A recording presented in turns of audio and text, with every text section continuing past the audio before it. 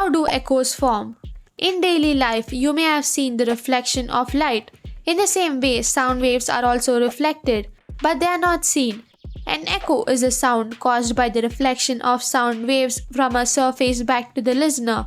But there are some conditions for an echo to be formed. The minimum distance between the source of sound and the reflector in air must be 17 meters. The size of the reflector must be large enough compared to the wavelength of the sound.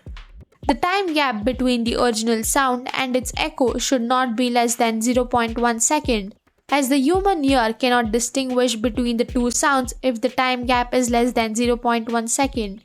Echoes are used by bats, dolphins, and fishermen for detecting objects. Follow for more videos.